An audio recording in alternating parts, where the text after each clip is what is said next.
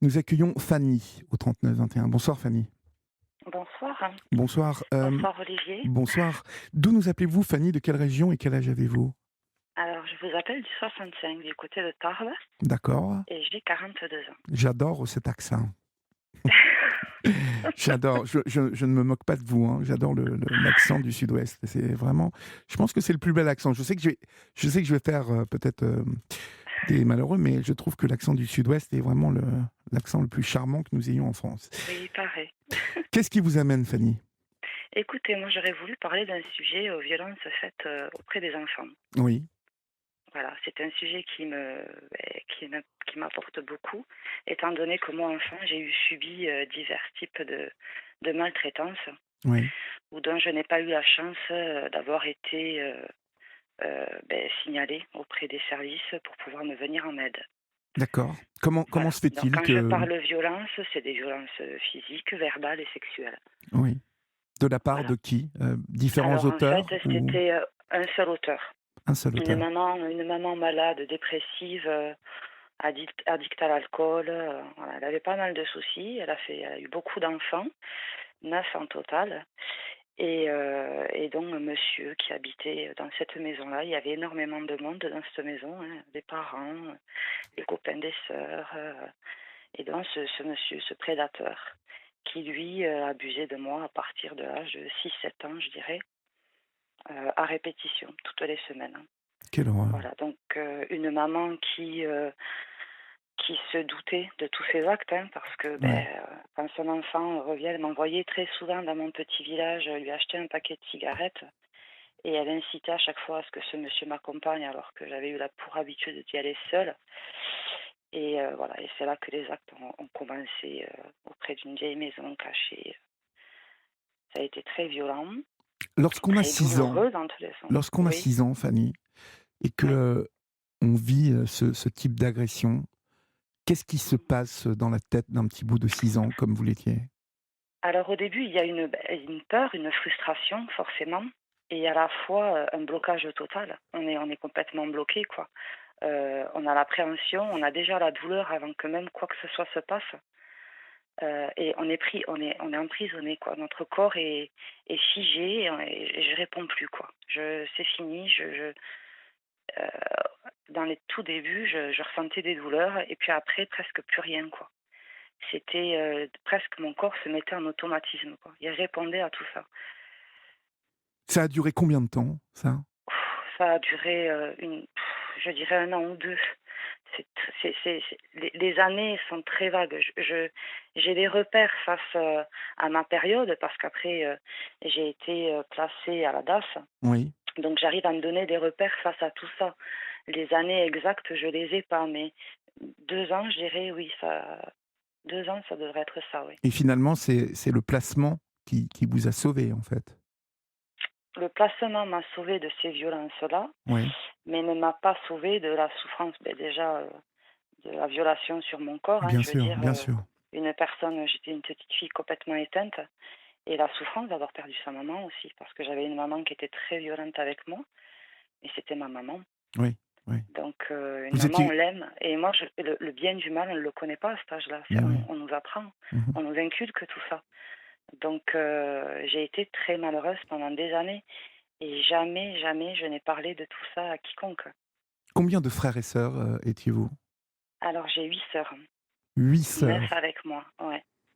et on peut soupçonner, que Oui, vos autres sœurs aient été, en tout bien, cas oui. violentées, ça c'est sûr, mais Violentée par ma maman, ça c'est ouais. sûr, comme vous le dites, et pour le restant aussi. Est-ce que vous avez pu évoquer cela avec vos sœurs? Ou est-ce que, comme souvent il arrive, dans ces familles, et où ces enfants vivent des choses, abominables, est-ce que ça fait exploser les relations entre frères et sœurs? Et là, entre sœurs, Bien entendu, on ouais. a toutes nos souffrances différentes, on le vit différemment. Mmh. On est en désaccord face à ça. Il y a il y a des sœurs à moi qui en veulent à notre maman, et moi je ne peux pas lui en vouloir, parce que j'avais compris très tôt qu'elle était malade. Voilà, je n'ai jamais réussi à lui en vouloir, en fait. Je lui en ai voulu à un moment donné au placement, parce que j'avais perdu ma maman. Le lien que j'avais avec elle était quand même très fort au fond de moi. Oui. et d'autres de mes sœurs ne réagissent pas du tout pareil. Voilà, pour elles, elles étaient complètement folles, elles ont plus voulu en entendre parler. Bien que moi, après, j'ai fait un choix de vie d'arrêter tout ça parce que c'était malsain et que c'était trop douloureux. Donc j'ai fait le choix après de couper des liens et dans des liens même avec mes sœurs. Parce que leur parcours étant difficile tout autant que le mien, je n'avais pas la force supplémentaire pour les soutenir à elles. Oui, oui. Donc j'ai fait le choix dans ma vie de faire ma vie seule sans ma famille. Et On ce qui, je évoque pense, m'a sauvée. ce qui vous a sûrement sauvé, oui. Ouais. On évoque souvent sur cette antenne le placement d'enfants, mais souvent par la voix de parents qui nous appellent pour évoquer ce placement vécu comme une véritable injustice, et paroles que l'on croit vraiment hein, de ses parents, mais dans votre cas, le placement vous a quand même sauvé, protégé dans un premier temps. Ouais, voilà, après, il faut pas confondre. Il y a peut-être certains parents qui souffrent justement qu'un enfant soit placé parce qu'il y a un moment donné de leur vie où c'est compliqué, où ils n'ont pas trop le choix, donc ça va être douloureux. Après, un enfant comme moi, par exemple, qui était violenté et voilà, j'aurais pu en mourir, quoi. Je veux dire, c'était très grave ce qui s'y passait. Bien sûr que là, ça m'a sauvée. Après, quand je parle de la DAS, ils n'ont pas su être à la hauteur, ils m'ont sauvée de tout ça, mais que de moitié, en fait. Alors Ils ont arrêté. on va évoquer la DAS, mais avant toute chose, Marie au 7 39 21 nous dit que elle vous a entendu dire que vous étiez dans la frustration suite à ces agressions. Est-ce que vous ne parlez pas de sidération plutôt? Peut-être, mais de la frustration encore réellement, quoi. Alors la frustration Sur de ne pas pouvoir le dire, de ne pas pouvoir Alors j'ai hurler? été voilà, pendant des années, parce qu'on va dire que ça fait à peu près 3 ans, j'ai eu un projet, dont je peux peut-être pas parler sur l'antenne, mais j'ai eu un projet, personnel et c'est à travers ce projet-là où j'ai réussi, voilà, à crier et à parler, à me vider. J'ai fait un travail sur moi-même parce que, j'avais honte de moi, j'avais peur des jugements, de la non-compréhension, heu et j'ai, voilà, j'ai réussi à à avancer et à dire, quoi, et à me pardonner surtout. À me pardonner parce que j'étais très en colère après moi, de ne pas avoir réussi à m'être sortie de tout ça, quoi. Mmh. De ne pas vous être sortie, qu'entendez-vous par là exactement? Intérieurement, toute petite, de ne pas avoir réussi, même moi, là, petite, à aller clairement, voir des professionnels et leur dire ce qui se passait. J'étais entre 2 parce que il y avait cet homme-là qui me faisait vivre tout ça, ma maman qui me portait des coups, c'était horrible, je veux dire, elle m'a cassé des côtes, enfin, ça a été très, très loin, mais j'avais l'amour de cette maman et je voulais pas la perdre. Oui, mais est-ce Donc je suis que restée dans le silence pendant des années et ce d'accord. silence-là, ça a été un confort au final, enfin un confort. J'ai préféré rester dans le silence et avancer dans ma vie et me battre plutôt que de ressasser cette douleur, en fait. Mais toute petite, en fait, vous ne le disiez pas par peur que votre mère soit, soit carrément, emprisonnée, hein? Parce que lorsqu'on maltraite des enfants Tout comme à ça fait, mais et c'est qu'on ça, laisse, son conjoint, abuser sexuellement de l'un de ses enfants, on est complice de ça. tout à Hem, fait. c'est ça qui vous empêchait de parler? C'était, voilà, la peur de l'emprisonnement, qu'il lui arrive quelque chose et la peur de ne plus jamais la revoir. Mmh. Pour moi, c'était très important. Je Bien ne sûr, pouvais bien pas sûr. m'imaginer ne plus revoir ma maman. Et pendant des années où j'ai été placée, où je ne l'ai pas vue, j'espérais toujours la revoir, qu'elle me reprenne et qu'elle soit une maman aimante dont j'avais toujours rêvé. C'est souvent, hein, ce conflit de loyauté, hein, qui empêche, Tout à fait, certains enfants de parler. oui, tout à fait. Cet homme, il est resté longtemps avec votre mère ou, qu'est-il Alors devenu? c'était pas l'ami de ma maman, hein, c'était un ami de la famille. D'accord, d'accord. Voilà, c'était un ami de la famille qui était en échec professionnel, familial. Enfin, il n'était pas très. Il le portait sur lui de toute façon. Je veux dire, c'était vraiment très particulier, hein. C'était un monsieur. Il tenait pas confiance, quoi. Déjà petite, moi, il me donnait pas confiance. Ouais. Les regards qu'il posait sur moi, déjà avant qu'il fasse quoi que ce soit, je sentais que, que c'était pas bon, quoi, qu'il était pas bien, qu'il était pas gentil, ce monsieur. Donc c'était même pas un monsieur avec qui elle avait des relations. Enfin après, J'étais une enfant, donc après, est-ce qu'il y a eu des choses derrière ça, je sais pas. Après, ma maman, je disais tout à l'heure qu'elle savait des choses parce que quand je rentrais de ce petit bureau de tabac pour aller lui chercher des cigarettes avec ce monsieur derrière moi, c'est elle qui lavait notre linge et quand j'avais du sang dans ma petite culotte, je veux dire, faut pas se leurrer, quoi. Oui, Il mais y a elle un n'a enfant jamais de cherché 6 plus ans, loin, c'est en pas ça. fait.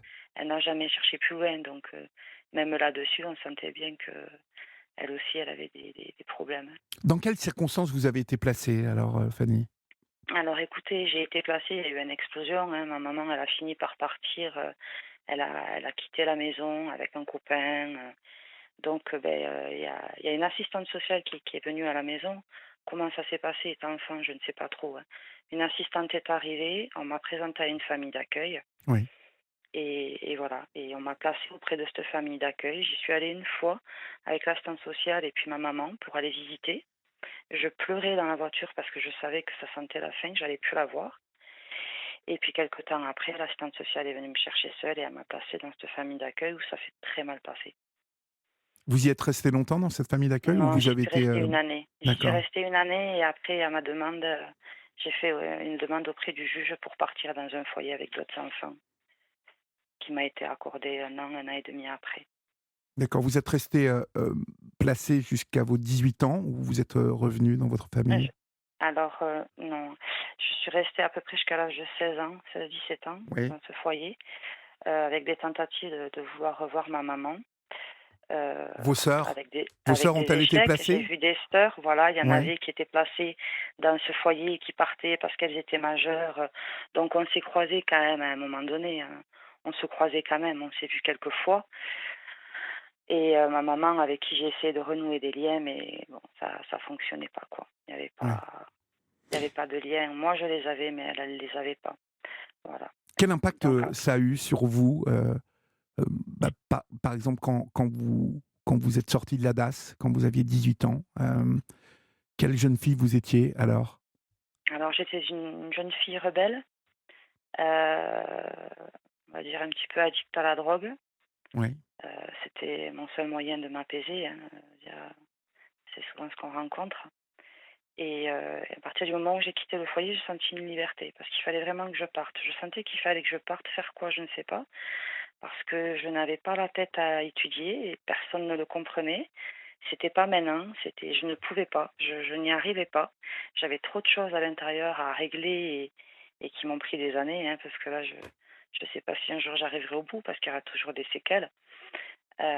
Mais j'ai eu une délivrance quand j'ai quitté ce foyer. Je suis partie un peu à la dérive, à la recherche, et c'est comme ça que je me suis construite, petit à petit. alors je sais que, ces années, de DAS, donc de placement ont été difficiles pour vous. On a évoqué le côté, noir de votre existence, mais je sais que vous avez fait une rencontre importante, lors de votre, alors je ne sais pas à quelle époque exactement, mais je crois que vous avez croisé le chemin d'une éducatrice Oui, qui vous dans a le fait du foyer, bien. tout à fait. Une éducatrice qui a été extraordinaire. D'ailleurs, ça a été mon modèle, hein. Je ne travaillais pas à l'école et je lui disais que je voulais être comme elle quand je serai grande éducatrice. Donc, avec le sourire, et dans l'état où j'étais et du fait que je ne travaillais pas à l'école, on ne croyait pas trop en moi. Mais c'est une éducatrice qui m'a donné goût quand même. Goût, à me battre et à essayer de travailler sur moi-même et avoir quelque chose en moi. D'ailleurs, actuellement, j'ai toujours des liens avec cette éducatrice. Vous avez toujours des liens? Oui, oui, oui, j'ai Bah, gardé des liens avec vous elle. allez vous allez un peu nous parler d'elle et surtout de la vocation qu'elle a fait naître en vous. Vous restez avec moi, on se retrouve dans quelques Oui, secondes, Fanny, d'accord? oui, À tout de suite. merci, oui. 23h30, ça je crois que je vous l'ai déjà dit. Et nous sommes avec Fanny qui nous parle des violences qu'elle a vécues dans son enfance. Une enfance cabossée, bien évidemment, faite d'agressions sexuelles commises par un proche de la famille. Et puis le placement, la DAS, les foyers. Et puis la rencontre avec une éducatrice qui a changé votre vie, Fanny. Comment Oui, s'appelait-elle, cette éducatrice? Nanou, on la surnomme Nanou. Nanou. Ouais. D'accord. Et pourquoi elle vous a capté comme ça? Eh bien, écoutez, c'était une éducatrice qui avait déjà toujours le sourire. Elle me valorisait tout le temps, toujours des mots doux à me dire. Et c'était une des personnes quand même qui croyait un peu plus en moi comparé à d'autres éducateurs. Donc là, rien que ça déjà, c'était beaucoup pour moi. Puis elle prenait beaucoup de temps, du temps, du plaisir à sortir, à faire des activités, voilà, elle préparait des gâteaux. Oui. Elle était très investie dans son travail. On sentait qu'elle aimait ce qu'elle faisait et voilà, c'était une chouette éducatrice. Vraiment, elle m'a beaucoup apporté. Il y a eu un lien très, très fort qui s'est créé, heu, au fil des années. Voilà, il y a des liens qui se tissent et ça fait du bien et ça aide à avancer. Et il y a quelque chose Donc de ça a très été un important. modèle pour moi. Oui, ça a été de un t- peu comme une grande sœur au fond, hein, Mhm.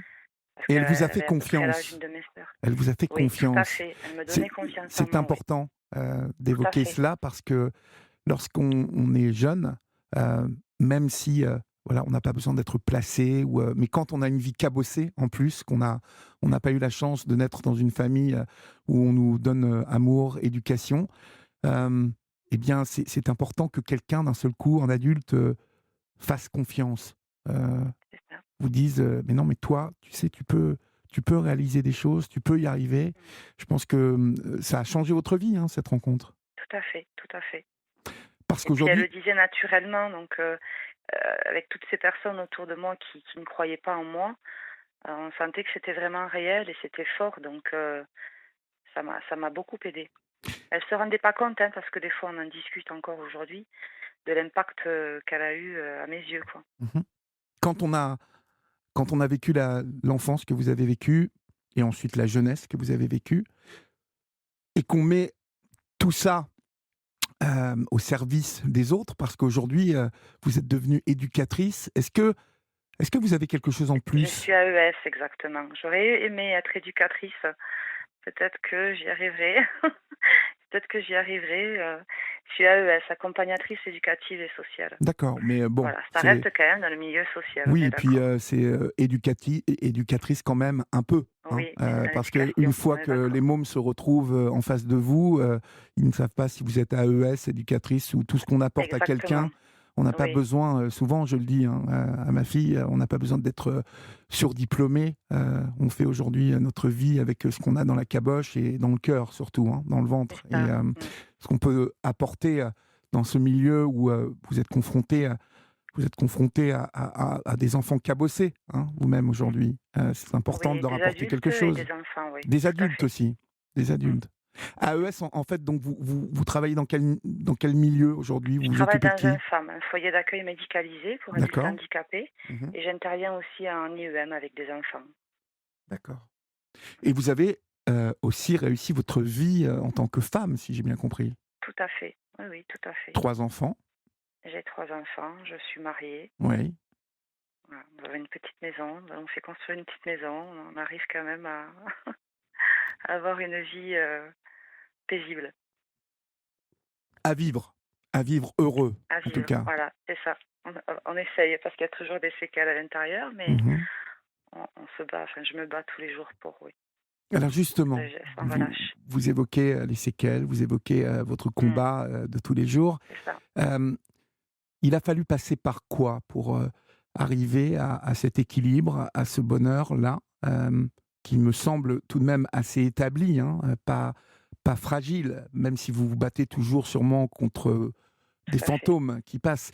Est-ce que vous avez été obligé d'éloigner, en fait, vous l'évoquiez tout à l'heure au début de votre intervention, est-ce que vous avez été obligé de rompre les liens avec votre mère, ne plus Ah voir tout vos à fait. sœurs? Ah oui, oui, tout à fait. Ça a été ce qui a pu je pense me sauver une partie.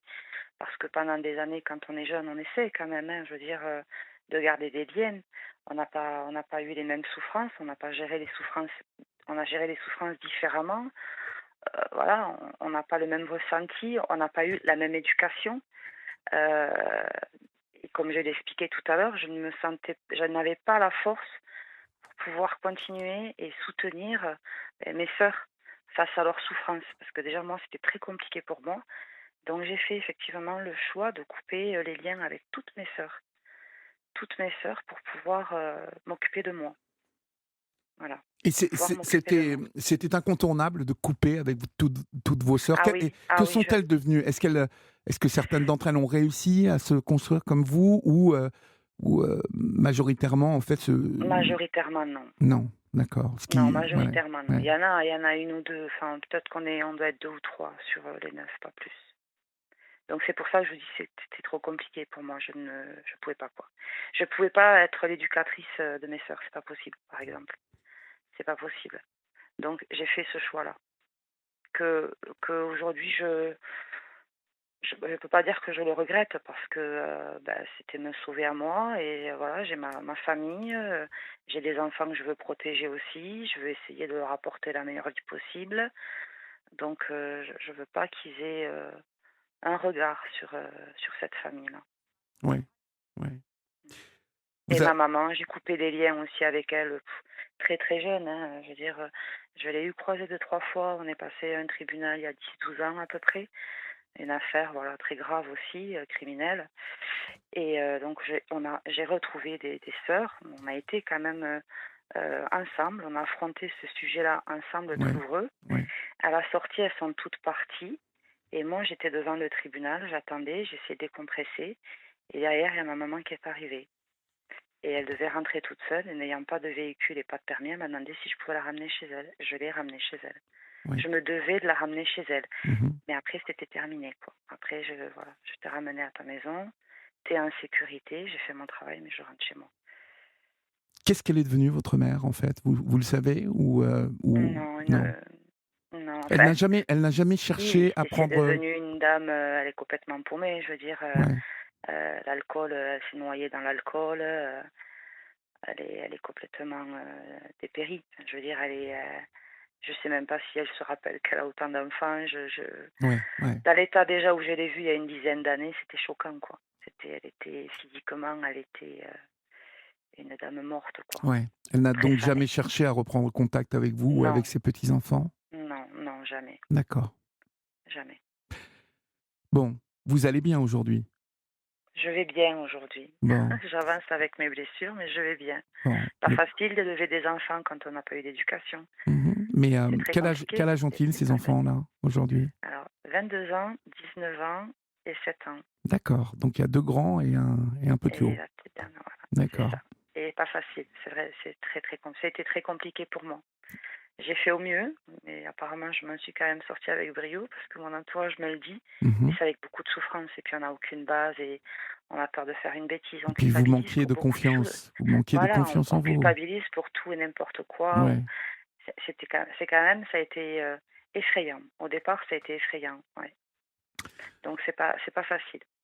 Et est-ce que que font vos enfants? Ils étudient? Quand vous dites que vous avez réussi, ils sont sur des Voilà, mes rails tous les enfants, 2.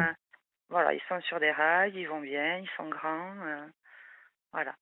Et la petite dernière, elle est à la maison Et elles et poussent, voilà, et elles elle pousse. poussent. Eh ben, écoutez, je vous en félicite, ma chère Fanny. Merci pour, votre Beh, partage ce merci à soir sur vous. l'antenne d'Europe 1 et puis, bah, Merci. écoutez, bon vent, et puis, qu'un vent de bonheur continue de vous pousser, hein? Eh beh, merci beaucoup, Olivier. On vous embrasse. Au revoir Fanny. Merci, bonne soirée, au Bonne soirée, revoir. au revoir.